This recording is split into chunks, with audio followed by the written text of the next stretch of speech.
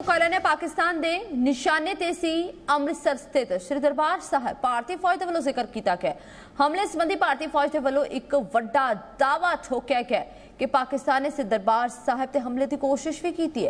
कई बार दरबार साहिब ते हमले की कोशिश पाकिस्तान के वलों की गई है।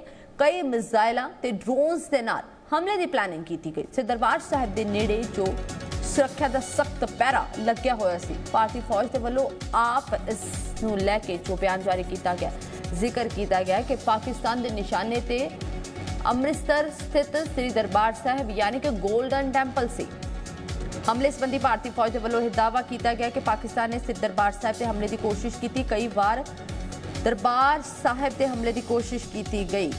कई मिसाइलों ते ड्रोन्स के नाल हमले की प्लानिंग की गई सी, पर सिर्फ दरबार साहिब के नेड़े सुरक्षा सख्त सी, हर तरीके की चौकसी वरती गई सी ते भारतीय फौज जिसके वलों मुंह तोड़ना जवाब पाकिस्तान में दिता गया।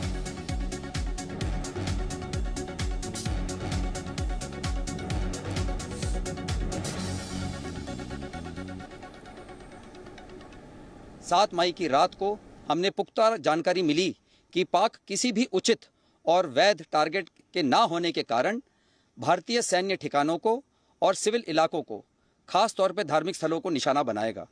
इसमें अमृतसर में स्थित गोल्डन टेम्पल सबसे अहम था। हमें अतिरिक्त जानकारी ये भी मिली कि गोल्डन टेम्पल के ऊपर वो भारी तादाद में ड्रोन और मिसाइल से हमला करेगा। इसीलिए हमने तुरंत आधुनिक, अतिरिक्त एवं उपयुक्त एयर डिफेंस को उपलब्ध कराया और रणनीति के अनुसार गोल्डन टेम्पल को चारों ओर से एयर डिफेंस की सुरक्षा दी गई। 8 मई की सुबह को अंधेरे में पाक ने अनुमान अनुसार ड्रोन और मिसाइल के जरिए से सभी सैन्य एवं सिविल ठिकानों पे और खास तौर पे गोल्डन टेम्पल पे भारी तादाद से ड्रोन का हमला किया। क्योंकि हम इसके लिए तैयार थे, तो भारतीय सेना के आर्मी एयर डिफेंस के सतर्क और सशक्त योद्धाओं ने पाकिस्तान के नापाक इरादों को पूरी तरीके से ध्वस्त करते हुए ड्रोन और मिसाइल हमले को पूरी तरह से विफल कर दिया और हमने गोल्डन टेम्पल पे एक आंच भी नहीं आने दी। 7 मई 2025 को जब हमने पाकिस्तान और पीओजेके में आइडेंटिफाइड टॉप मिलिटेंट इंस्टॉलेशंस जैसे एलएटी का हेडक्वार्टर्स मुरीद के में हिट किया, ये एक्सपेक्टेड था कि पाकिस्तान रिटेलिएट करेगा और हमारे मुख्य एयरबेसेस और मिलिट्री इंस्टॉलेशंस को टारगेट करेगा। बट टू आवर सरप्राइज, कुछ kamikaze drones surface to surface और एयर टू सरफेस मिसाइल्स जो कि डायरेक्टली गोल्डन टेम्पल के लिए वहां से लॉन्च की गई थी, लगभग 3 दिन तक they tried to damage our airbases and military installations. Success नहीं मिलने पर इन्होंने यही कामिकाजी ड्रोन्स और रॉकेट्स को सिविल एरियाज, गुरुद्वारा साहिब और रिलीजियस एरियाज को भी टारगेट किया। पाक का ऐसा रिस्पांस और क्वांटम ऑफ एयर रेड्स या टेक्नोलॉजी को देखते हुए मैं ये कह सकता हूं कि इट इज़ वेरी डिफिकल्ट कि अभी हमारा एडी वॉल को ब्रीच किया जा सके, and we are constantly improving this grid as I speak.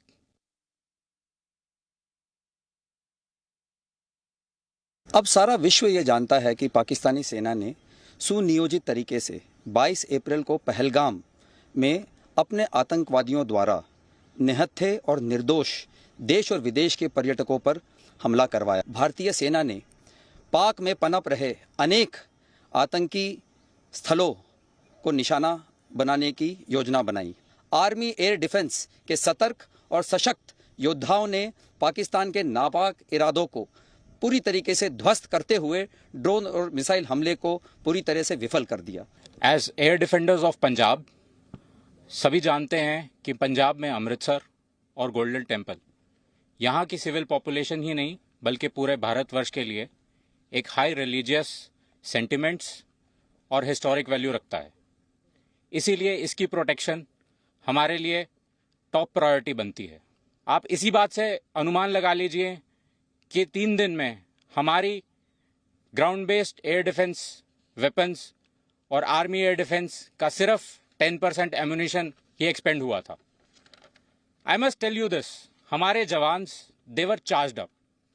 जैसे ही कन्फ्लिक्ट के डेज बढ़ते जा रहे थे, they were full of josh and shooting down drones with more accuracy. They were unstoppable. Contribution of the civil population, their unwavering support and cooperation facilitated our operations in a great way. Now, I would like to take you around my gun position so that you can see for yourself our level of preparedness and also feel the josh and spirit of the boys.